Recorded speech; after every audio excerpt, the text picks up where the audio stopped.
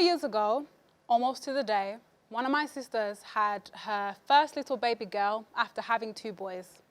Her name was Kiara. Kiara had the most prettiest little face. She had the tiniest little hands. She had a full head of hair, which was very important to us. The only thing was, she was born still, meaning she wasn't alive. If you've ever been through this, or you know someone who has, you'd know that this is single-handedly one of the most devastating things that can happen. To watch my sister go through this kind of heartbreak was painful.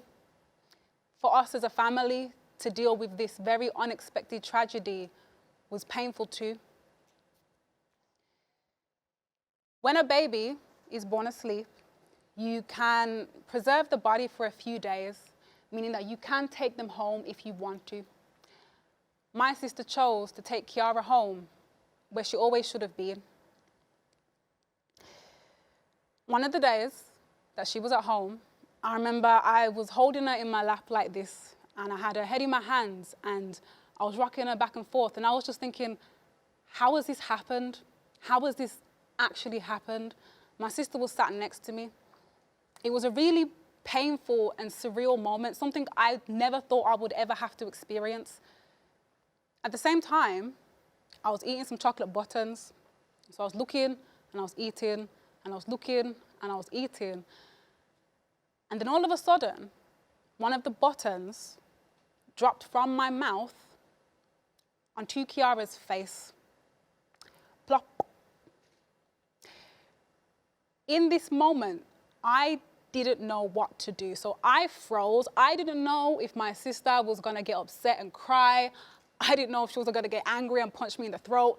I just didn't know. So I just froze and I looked at her, and then she looked at me, and then she smiled, and then I smiled, and then we laughed. Laughter helped us break up this very painful and surreal moment, and a little bit of light got through this very dark cave.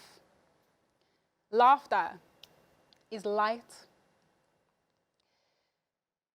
Laughter means a lot to me. I started a whole career in comedy purely out of being frustrated about just not knowing what I wanted to do with my life. I remember I had graduated university with a degree that I didn't even want. I was working in a shoe shop in Boring, and I just didn't know what I was doing in my life. I was about to turn 25 in a few years, and I remember thinking, as soon as you got to 25, that was it. Life was over. I was as good as dead.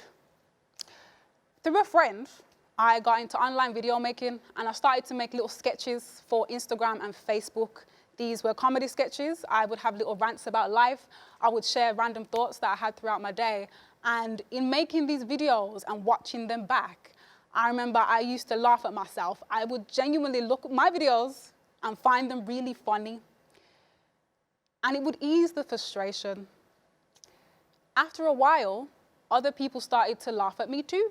And they would regularly message me after finding my videos on Instagram and Facebook and say that watching a video of mine, whether it was a comedy sketch, whether it was a rant, whether it was a random thought about trees, it helped them get them through their day. Just 2 weeks ago, I had someone message me and say that their mom died 6 months ago, and watching a video of mine where I played, sorry, I'm gonna do that again. Just 2 weeks ago, I had a person message me, and they said that their mom died 6 months ago, and watching a video of mine where I played my niece made them laugh even though they didn't want to. Laughter and creating this comedy helped me ease my frustration. It gave me a career where I can be as creative as I like, and it helped other people too in their days of frustration. Laughter is freeing. I'm not just talking out of thin air. There is a science behind this. Laughter or smiling of any kind releases a hormone in our bodies that reduces our stress levels, anxiety, and low mood. It can even be fake laughter, your body doesn't actually know the difference between what's real and what's fake. It will release this hormone in both instances. There's actually a class that practices this. It's called laughing yoga. And what they'll do is they'll all sit in a circle, and each one of the people in the circle will take it in turns to share something devastating about their life. Someone could say, I've just been diagnosed with Parkinson's disease. Someone could say, my daughter's just been in a car accident and I don't know if she's gonna make it. Someone could say, I have 2 months left to live. Everybody in this circle, including the person that shared it, is forced to laugh. You have to laugh because it helps. I'm gonna give you an example and I want you to laugh with me. Hi, I'm Cassandra. And 2 years ago, I worked for a local newspaper. One of the days, I remember I accidentally ate a nut, and I had a very severe allergic reaction called an anaphylactic shock. My body went into it, and I almost died. I remember I was in this cubicle alone at work. I had locked the door, and I remember feeling my body shutting down. I remember my breathing got very difficult. I broke out in hives, and I was there thinking, this could be it. I could die right now. How are my family going to get through this? How are they going to live with me dying right now? I haven't got to do everything I want to do in life. I wasn't ready to die. I want you to laugh.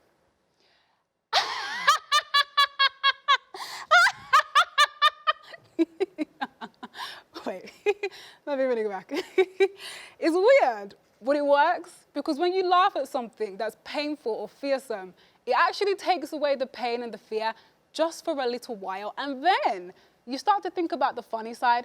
I worked for a newspaper. I have to imagine what the headline would have been the next day at my newspaper. Would it have been, video journalist dies in cubicle downstairs? What if there was a work experience guy? Would he have just stumbled into the toilet and found the biggest story of his life on the first day?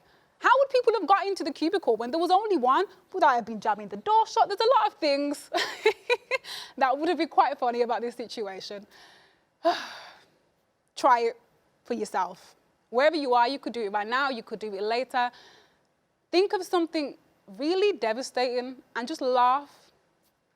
Find the light and you will feel light. Laughter is healing. Being from Birmingham, we often have people laugh at us all of the time. People laugh at our accents. People laugh at our city centre. People even mock our beloved bull. Yes, people mock our pride and joy. And I always see people get very annoyed by this, angry even. I used to get annoyed by this. I've had videos shared online, and out of 200 comments, 199 are talking about my accent. The other one is talking about the bull. I'm not where I want to be in my life, but the reason I've been able to get to where I am, which is I now have changed everything around. I went from doing a job that I don't want to do to being a full-time presenter, comedian, and content creator. I built a following online that I've been able to monetize. I'm more financially stable than what I've ever been. The reason I've been able to do all of this stuff is because when people have told me I can't because of my accent, when people have said people from Birmingham can't present on radio shows, people don't like the Birmingham accent, you'll never make it in comedy, I've used it as fuel. When people have mocked my accent, I've taken that. Brummies are tough, and instead of using laughter to laugh, Brummies are tough, and instead of letting laughter silence us, we can use it to fuel us to do what we want to do in our lives. Laughter is fuel. The reason I've been able to get through life in general, all of the hard and devastating times, is because whenever they've happened, I've chose to find a little bit of light where laughter can get through.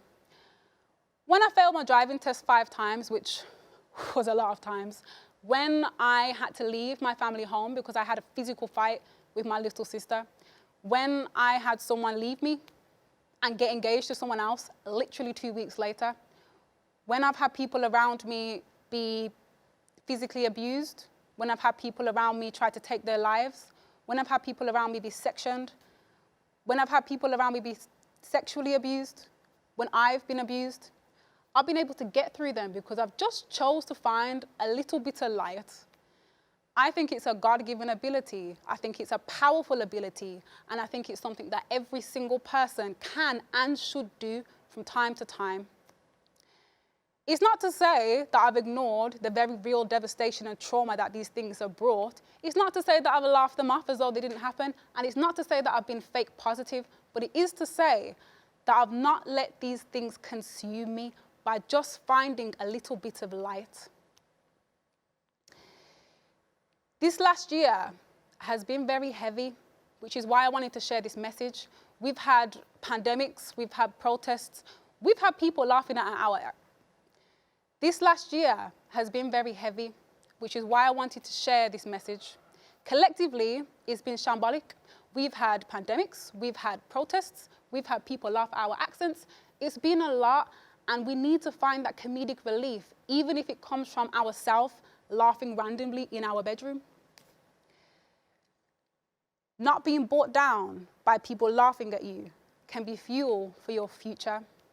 Not being consumed by the darkness of life, by laughing in times when it's really hard, can be healing for your future. And making other people laugh or laughing at other people can be very freeing for your future. I would like to dedicate this entire talk first to my sister, who has been an inspiration to me in this area, and second, to Kiara Rose, because although she was only on this earth for a very short amount of time, she brought to me a little bit of light and laughter, and she didn't even know it. And that's been so valuable and something that I'm going to take into my future, and I hope you do too. Thank you for listening to my TED Talk.